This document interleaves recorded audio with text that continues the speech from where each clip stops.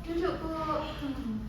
Oke, Ibu tadi sudah dilakukan pemeriksaan ya untuk Ibu ya. Ini saya tambahkan tentang perawatan bayi sehari-hari nih Bu. Tujuannya nanti supaya Ibu bisa mempraktekkan di rumah sama saudara-saudara atau sama suaminya gitu ya. Ibu bersedia? Bersedia Bu. Oke, ini sebelumnya ini saya dengan Bidan Elvin Bu. Saya berdiri pada siang hari ini. Nanti akan membantu Ibu memberikan edukasi tentang perawatan bayi. Nah ini saya sudah siapkan alatnya Bu. Ini ada gambar balik, ada juga buku KIA. Ini supaya nanti Ibu bisa menyimak. Terus ada termometer untuk cek suhu. Terus ada juga sarung tangan steril Ibu. Ini yang sekali pakai sarung tangan steril. Terus ada instrumen. Ini isinya ada peralatan bayi baru lahir juga Bu. Ini ada kasar. Nah, itu sebelum kita lanjut saya cuci tangan terlebih dahulu ya.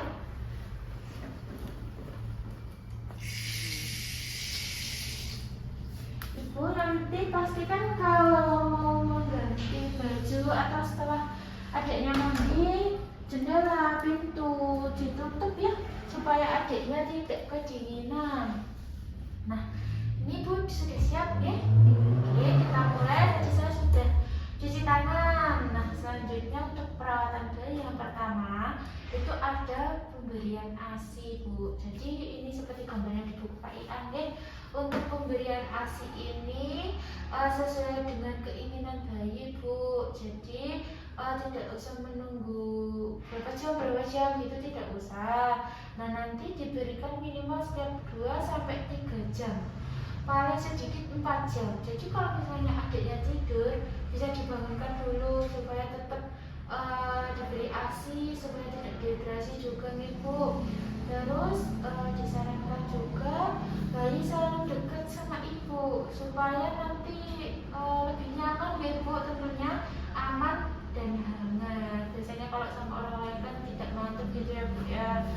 Terus selanjutnya ini dipastikan dijaga kebersihannya, terutama jika menggunakan popok atau pampers. Biasanya kalau mau mengganti popok sebaiknya ibu menggunakan sarung tangan yang steril ya, yang seperti ini Bu, sarung tangan steril. Terus kalau mengganti popok kalau bisa pakai air Bu, tapi airnya air yang hangat, jangan terlalu panas, jangan juga terlalu dingin supaya adiknya juga tidak dehidrasi Bu. Nih, bayi tidak terlalu panas dan terlalu dingin gitu ya, sesuai. Untuk itu ada juga Bu saran dari saya, bayi selain digedung dipakaikan sarung tangan dan sarung kaki supaya nyaman juga gitu ya.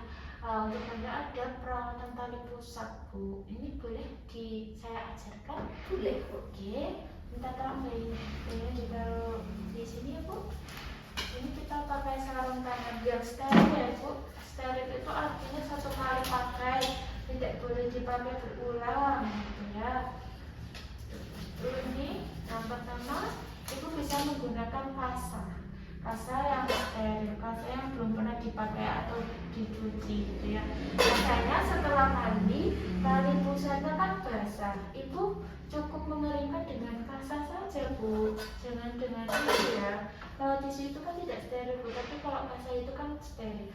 Nanti caranya cukup ditotol-totolkan aja, tidak usah digosok ya Ibu, dan jangan diberi salep atau bedak yang berfungsi untuk mengeringkan. Nanti bisa kering sendiri Bu, sambil dilihat ada infeksi atau tidak, ada nanah atau tidak, berbau atau tidak, seperti itu. Ini bagus ya Bu kondisinya. Lalu kita tutup pelan-pelan, tidak usah takut Ibu. Nah, terus untuk selanjutnya kita cek suhu Bu. Kalau bisa habis mandi kan biasanya terkena udara dari luar, lalu kita sudah menutup pintu, tutup jendela, terus kan bisa saja suhunya naik atau turun. Itu bisa di ketiak atau di selangkangan seperti ini. Ini normal ya Bu. Oke. Nah, untuk suhu bayi yang normal itu Ibu ada di angka 36-37. Jika sudah lebih dari itu berarti anak Ibu mengalami demam. Terus jika suhunya kurang dari 36 derajat berarti anak ibu kedinginan, seperti itu. Jangan lupa yang selalu harus dicek tali pusat jika belum kering, dipastikan tidak berbau, tidak merah dan tidak bernanah. Seperti itu ya Bu. Untuk tanda bahaya kan tadi saya sudah sebutkan Ibu. Nah, untuk lebih jelasnya seperti ini.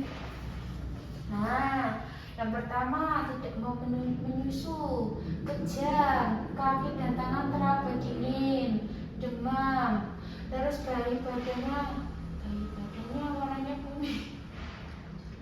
Terus gerakan kedua lengan dan kaki lemah, terus gangguan nafas, kurang dari 60 atau lebih dari 60. Terus tadi yang saya sebutkan itu tali pusatnya kondisinya seperti apa. Jika nanti mengalami tanda-tanda seperti yang saya sebutkan ini, bayi harus segera dibawa ke fasilitas kesehatan yang terdekat. Gitu Bu. Oke, sampai di sini ada yang mau ditanyakan? Cukup.